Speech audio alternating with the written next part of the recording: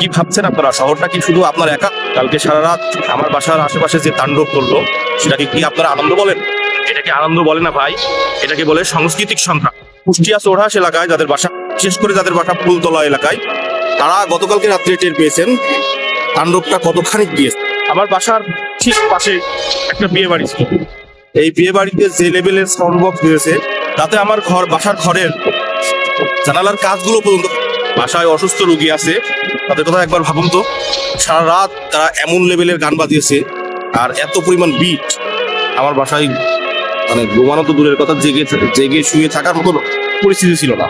আপনার উৎসব আমেজের জন্য কেন আমার ঘুম হারাম হবে বা আরেকজনের ঘুম হারাম হবে? আমার ধারণা এটা শুধু আমাদের কুষ্টিয়া বা এর আশেপাশের জেলাগুলোর অবস্থা নয়, সারা বাংলাদেশের একই ছিল। একটু কিছু হলেই এমন লেভেলের গান বাজবে, এমন লেভেলের সাউন্ড সিস্টেম নিয়ে আসবে, যাতে পুরো এরিয়ার লোকগুলো সারা রাত ঘুম হারাম হয়। আমার তো সারা রাত গান বাজছে আর আমার বুকের ভিতর কম্পন সৃষ্টি হচ্ছে। এটা কোন ধরনের? কুষ্টিয়া তো একটা সাহস শহর, সভ্যতার শহর। এটা এখন মনে হচ্ছে একটা সাউন্ড বক্সের শহর। আমি প্রশাসনের দৃষ্টি আকর্ষণ করছি যাতে রাত 11টার পরে অন্তত এই ধরনের লাউড স্পিকারে কোনো ধরনের সাউন্ড সিস্টেম যাতে না বাজে। অবশ্য আমাদের সংশ্লিষ্ট যারা প্রশাসনিক কর্মকর্তা আছেন, এই জিনিসটা বিনীতভাবে দেখার অনুরোধ রইল।